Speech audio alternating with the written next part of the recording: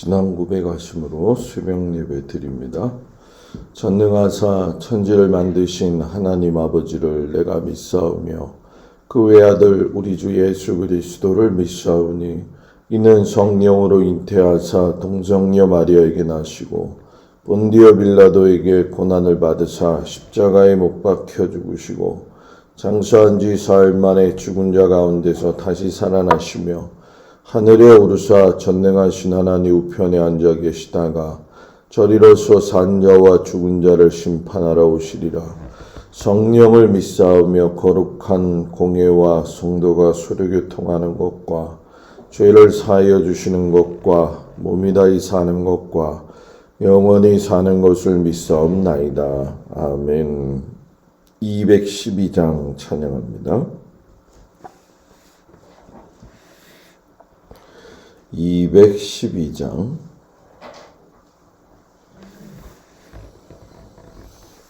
겸손히 주를 섬길 때 괴로운 일이 많으나 그 주여 내게 힘주사 잘 감당하게 하소서. 인자한 말을 가지고 사람을 감화시키며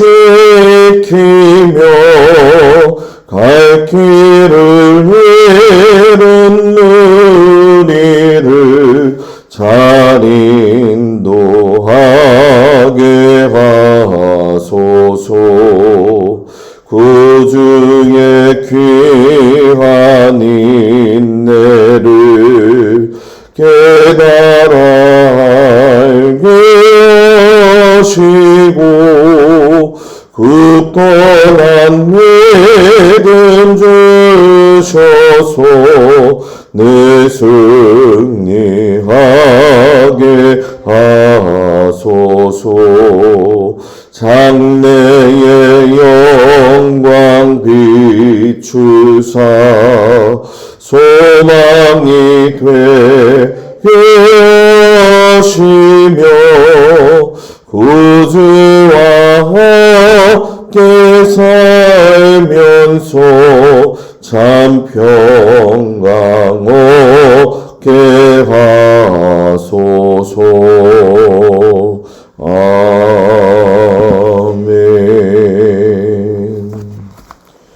하나님 말씀은 베드로전서 1장에서 5장까지의 말씀 보도록 합니다. 베드로전서 1장에서 5장까지의 말씀 중에 2장 1절에서 10절까지의 말씀을 보도록 합니다. 베드로전서 2장 1절에서 10절까지 말씀을 다같이 봉독하도록 하겠습니다. 그러므로 모든 악독과 모든 기만과 외식과 시기와 모든 비방하는 말을 버리고 가난하기들 같이 순전하고 신령한 젖을 사모하라. 이는 그로 말미암아 너희로 구원에 이르도록 자라게 하려 함이라. 너희가 주의 인자하심을 맛보았으면 그리하라. 사람에게는 버림바가 되었으나 하나님께는 택하심을 입은 보배로운 산돌이신 예수께 나아가 너희도 산돌같이 신령한 집으로 세워지고 예수 그리스도로 말미암아 하나님이 기쁘게 받으실 신령한 제사를 드릴 거룩한 제사장이 될지니라. 성경에 기록되었을 때 보라 내가 택한 보배로운 모퉁이 돌을 시온에 두노니 그를 믿는 자는 부끄러움을 당하지 아니하리라 하였으니 그러므로 믿는 너희에게는 보배이나 믿지 아니하는 자에게는 건축자들이 버린 그 돌이 모퉁이의 머릿돌이 되고 또한 부딪히는 돌과 걸려 넘어지게 하는 바위가 되었다 하였느니라. 그들이 말씀을 순종하지 아니하므로 넘어지나니 이는 그들을 이렇게 정하신 것이라. 그러나 너희는 택하신 족속이요 왕같은 제사장들이요 거룩한 나라요 그의 소유가 된 백성이니 이는 너희를 어두운 데서 불러내어 그의 기이한 빛에 들어가게 하시니에 아름다운 덕을 선포하게 하려 하심이라. 너희가 전에는 백성이 아니더니 이제는 하나님의 백성이요 전에는 국류를 얻지 못하였더니 이제는 국류를 얻은 자니라. 아멘. 오늘도 주님 앞에 온 성도들을 축복합니다. 베드로 전후서 말씀을 오늘 내일 보게 되어지는데 아주 급박하고 힘든 그 고난의 시기 가운데에 성도들을 격려하기 위해서 그 쓴 베드로의 편지죠. 아주 구구절절 성도들을 사랑하고 또 그 성도들이 하나님 안에서 고난을 이겨내기를 바라는 마음이 담겨져 있는 귀한 편지가 되어집니다.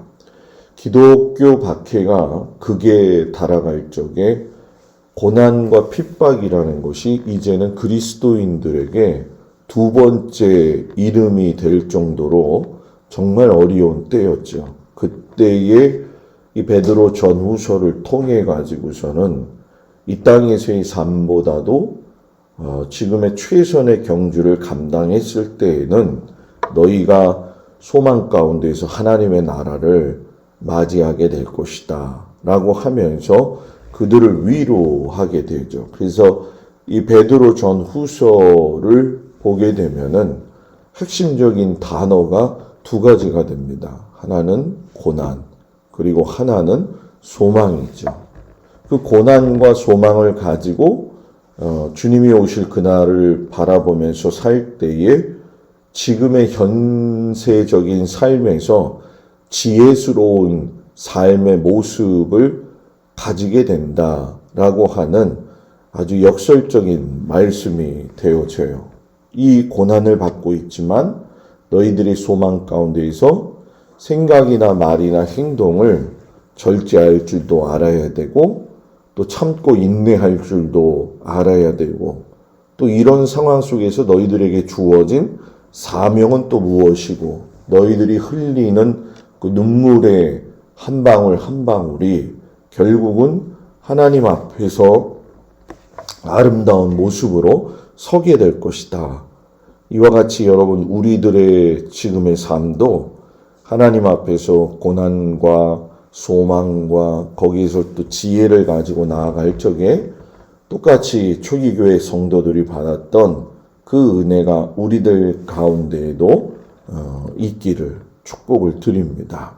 특별히 이제 오늘 말씀에 보게 되면 베드로전서 1장 1절에 베드로가 이 글을 읽는 사람들을 언급해요. 본도, 갈라디아, 갑바도기아, 아시아, 비두니아에 흩어진 나그네 이렇게 이야기를 하죠.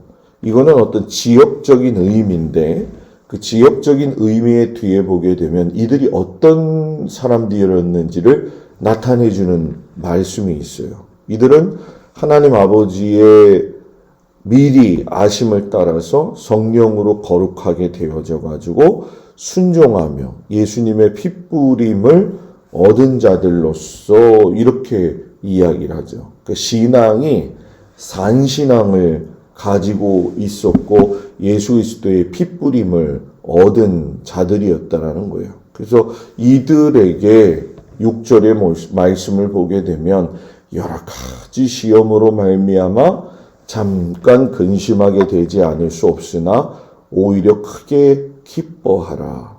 왜 기뻐해야 되느냐?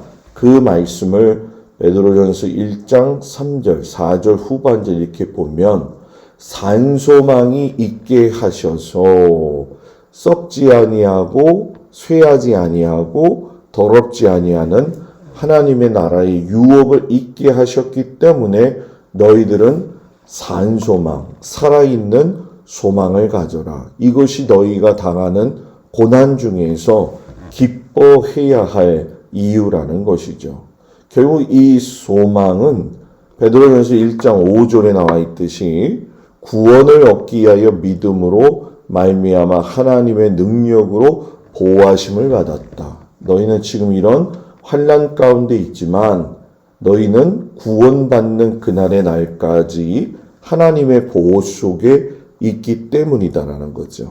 결국 우리가 연단받고 또 그 속에서 영혼의 구원을 이루고 예수 그리스도 안에서 그 일을 감당하면 예수님의 칭찬을 얻게 되어져 있다라는 얘기예요. 그래서 이 베드로가 정말 이 초기교회 성도들에게 전해주고 싶어 주었던 것은 너희가 예수 그리스도에 의해서 이런 삶을 살 수 있는 힘을 공급받았다라는 거예요. 그러면서 베드로전서 1장 10절 12절도 보면 선지자들이 말한 모든 것들은 결국 예수 그리스도를 알려주시기 위해서 이야기했다라는 거죠. 그러니까 너희가 이런 믿음을 가지고 구원을 받아 하나님의 자녀가 되었다고 한다면 너희는 모든 행실에 거룩한 자가 되어야 한다.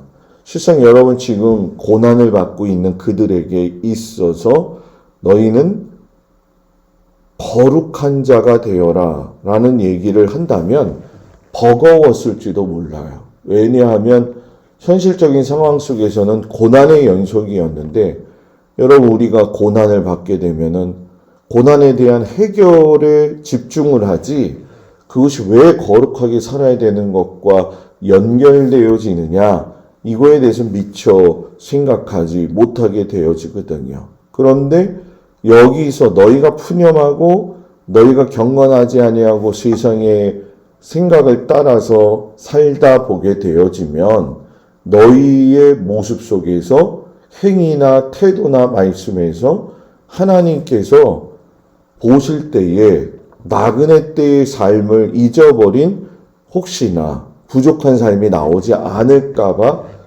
베드로가 격려를 하게 되는 거죠. 그래서 베드로전서 1장 16절 17절에 보면 내가 거룩하니 너희도 거룩하다라고 하셨는데 외모로 보시지 않고 각 사람의 행위대로 심판하시는 분이 너희가 아버지라 부르는 분이기 때문에 나그네된 인생으로 살았을 때의 두려움을 가지고 지낼 줄 알아야 된다. 이렇게 얘기를 해요. 그러니까 너희의 인생이 여기서 영원할 거라고 한다면 그냥 살아도 된다는 거예요. 그러나 그렇지 않다는 거죠. 나그네는 잠깐 둘렸다가 길을 떠나는 사람이잖아요. 그렇게 우리들의 삶도 그런 모습이기 때문에 이 세상에서의 관점보다는 하나님께 믿음과 소망을 두고 살고 서로 뜨겁게 사랑하면서 살아라. 그래서 1장 22절 후반절에 마음으로 뜨겁게 서로 사랑하라. 이 얘기도 실상 고난당하고 있는 그들에게 있어서는 감당하기 어려운 문제였죠. 지금 목숨이 경각에 붙어 있는데 사랑이 웬 말이냐라고 이야기할 수 있지만 너희가 이 세대의 나그네로 있다는 걸 분명히 알면 그날의 그 땅과 그 하늘에 있는 모든 사람들과의 관계 속에서 사랑으로 너희들이 견디어 나가는 것이 이 세상에서의 고난을 이길 수 있는 방법이다라는 거죠. 그러니까 신앙생활이 이 성도의 삶이라고 하는 건 혼자만의 삶이 아니라는 거죠. 이게 사회가 아주 복잡해지고 굉장히 개인주화 되어지고 그리고 연단의 색이나 또는 이기적인 사회 구조가 되었기 때문에 그렇지 원초적인 것은 결국 예수 그리스도 안에 있는 모든 사람들이 서로 사랑할 때에 이 믿음의 시련과 삶을 이겨갈 수 있다는 거죠. 그래서 교회에서의 신앙생활은 우리가 말이 많다고 이야기하는데 이 말이 많은 걸 사랑으로 승화시킨다고 한다면은 굉장히 남다른 아름다운 모습이 될 것이다라는 얘기죠. 결국 베드로는 하나님의 나라에 너희가 성도로 부르심을 성도로 부르심을 받았다고 한다면 2장의 1절, 2절 보면 갓난아기들 같이 순전하고 신령한 젖을 사모해서 구원에 이르도록 자랑하라. 그러니까 성장하라. 이야기가 되어지죠. 그리고 산돌이신 예수님을 이야기하면서 산돌이신 예수님과 하나가 되어야 할 것을 이야기하고 계셔요. 그래서 2장 11절부터 보게 되어지면은 종의 개념을 집어넣어 가지고서는 상전에게 어떻게 행해야 되느냐, 또 정치 지도자들한테는 어떻게 행해야 되느냐 하는 문제들을 통해 가지고서는 믿음의 사람이 이 고난 속에 있다 할지라도 속해져 있는 그 상황 속에서의 그리스도인으로서의 삶의 태도를 유지하라고 하는 것을 분명하게 이야기를 하고 계시죠. 그래서 어떤 의미에서 보면 지금 정치 지도자들에 의해서 어려움을 당하고 있는 상황인데도 불구하고 그 정치 지도자들, 위정자들을 위해서 기도하고 그들을 갖다가 사랑하라는 표현은 매우 역설적인 표현이기도 해요. 그리고 아내를 위해서 남편은 또 하나님 앞에서 여러분 뭡니까? 그리스도에게 대하는 것이 동거하는 것이 하나다. 이 얘기는 실상 굉장히 그 당시에 그 로마 시대에 난무했었던 이 음란의 관계 속에서 보게 되어지면 아주 난잡한 생활이었을 거라는 거죠. 그때의 남편들이 아내를 더욱 사랑해라 라고 하는 거는 저 이방 사람들과 같이 이런 경건하지 못한 삶을 살지 말고 하나님께 주신 그 사명과 명령대로 살아라. 그리고 아내들에게도 남편에게 순종하라고 하는 그 모습을 통해 가지고서는 결국 아름다운 내면의 그 모습이 결국 부부간의 관계 속에서도 귀한 사랑이 되어진다라는 이야기를 하고 계시죠. 그래서 어쩌면 우리가 오늘 이 말씀을 보면서 도전을 받을 수 있는 건 우리가 로마 교회 성도들과 비교해 봤을 적에 고난 앞에 섰다고 한다면 참 부끄러운 모습이 많을 때가 있어요. 왜냐하면 물론 우리들도 살아가면서 삶의 크고 작은 일들로 인해서 고난의 연속 가운데 있다고 하지만 사람의 고난의 연속의 최고의 정점은 죽음이거든요. 그 죽음을 앞에 두고 또 자기가 원하든 원치 않든 핍박이라는 상황 속에서 죽음에 몰려있는 그들에게는 실상 이 베드로의 말씀이 귀에 와닿지 않을 것 같지만 이 베드로는 그 시당의 아주 원초적인 문제들을 더 건드리고 있다는 거예요. 그래서 우리가 3장 13절에도 보면은 열심으로 선을 행하라. 왜? 17절에 보니까 선을 행함으로 고난받는 것이 하나님의 뜻이다 라고 이야기해요. 그래서 항상 그 어려운 가운데에서도 선함에 대한 걸 유지하도록 함께 그 말씀을 갖다가 아주 강조하고 있다라는 거죠. 그리고 4장 7절에 가서 보게 되면 만물의 마지막이 가까웠으니 그러므로 너희는 정신을 차리고 근신하여 기도하라. 이제 우리가 흔히 얘기하는 예수님이 오시는 그 산소망을 만물의 마지막 재림 때에다 맞추고 있는데 그때일수록 너희는 뭐 해야 되느냐? 정신 차리고 근신하고 기도해야 된다.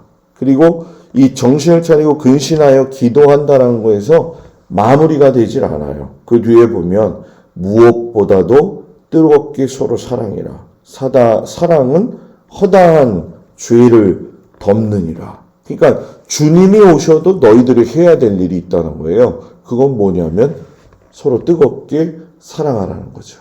그것이 이 세상을 이겨갈 수 있는 하나님의 큰 은혜다라는 얘기죠.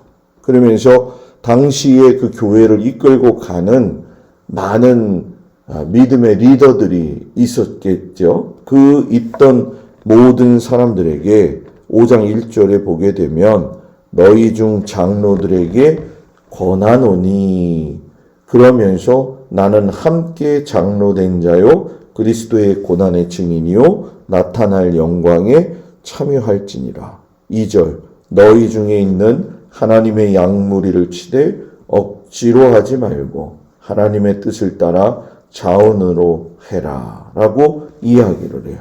억지로 하지 말아라는 거죠.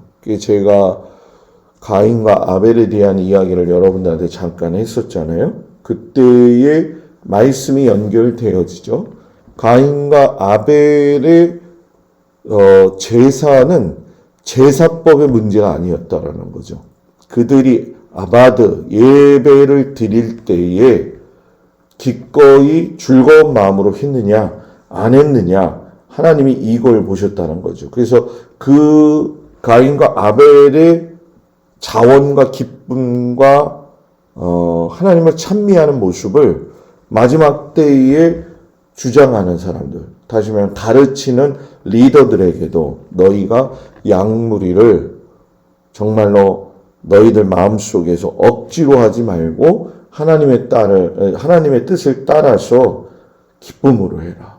신앙생활은 기쁨으로 해야 된다는 거죠. 마지못해서 하는 것도 아니고 상황의 환경에 의해서 그렇게 되어지는 것도 아니고 그래서 이 기쁨의 회복이 결국 그 사람의 신앙의 회복이 되어지는 것이고 현재의 아름다운 모습이 되어진다라는 거죠. 그래서 오늘 이 베드로가 마지막에 이제 끝 인사를 하면서 12절에 보면 내가 신실한 형제로 아는 실로아노로 말미암아 너희에게 간단히 써서 권하고 여기는 실로아노가 헬라어식으로 쓰여져 있는데 본 이름을 실라라고 이야기하면 되는 거죠. 실라 여러분 잘 아시죠? 바울과 더불어 빌립보에서 말씀을 전하다가 옥에 갇혔다.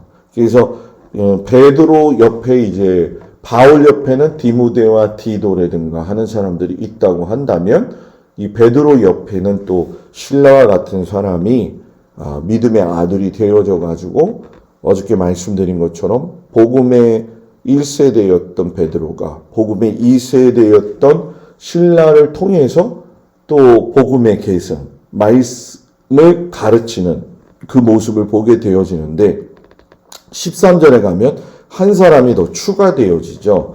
그 뒤에 보면 내 아들 마가도 그리했다. 여러분 마가복음을 지었던 마가가 되어지죠. 바울에 의해서 천덕꾸러기가 되기도 하였지만 이 베드로 밑에 들어가서 믿음의 아들이 된 걸 보니까 많이 훈련되어졌구나 하는 것을 우리가 보게 되어지죠. 참 급박하고 어렵고 힘든 상황이었지만 본질을 하나님께 두고 떠나지 않았던 이 베드로의 아름다웠던 신앙의 모습이 우리 모두 성도들에게도 함께 해가지고 이 어려운 시대의 마지막 시대를 살아가는 모든 우리 성도들과 제가 하나님 앞에서 최선을 다해서 믿음의 길을 걸어가기를 주의 이름으로 축복을 드립니다. 기도하겠습니다. 목숨이 경각에 붙은 상황 속에서도 하나님의 말씀을 따라서 양무리들을 돌보고 그들에게 소망을 주고 그들을 격려하는 베드로의 모습 속에서 우리가 성도로서 살아갈 때에 이 마지막 경각에 놓여 있는 상황 속에서도 우리의 태도를 어떻게 가지고 가야 할지를 아버지 묵묵히 배워보게 됩니다. 하나님의 말씀을 따라 살아갈 때에 부딪혀오는 여러 가지 현실적인 문제들이 있지만 항상 내 마음속에 주님을 사랑하고 뜨겁게 서로 사랑하고 마음을 지켜 아버지 하나님께 영광 돌리며 살 수 있는 저희들이 되어지도록 주께서도 오시고 인도하여 주옵소서.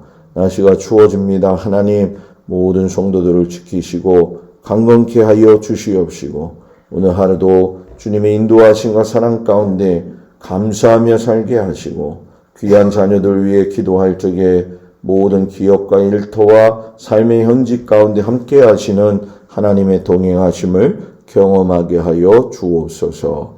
예수님의 이름으로 기도드렸습니다. 아멘. 하늘에 계신 우리 아버지여, 이름이 거룩히 여김을 받으시오며 나라의 마옵시며 뜻이 하늘에서 이루어진 것 같이 땅에서도 이루어지이다. 오늘날 우리에게 일용할 양식을 주옵시고 우리가 우리에게 죄 지은 자를 사하여 준 것 같이 우리의 죄를 사하여 주옵시고 우리를 시험에 들지 말게 하옵시며 다만 악에서 구하옵소서. 나라와 권세와 영광이 아버지께 영원히 있사옵나이다. 아멘.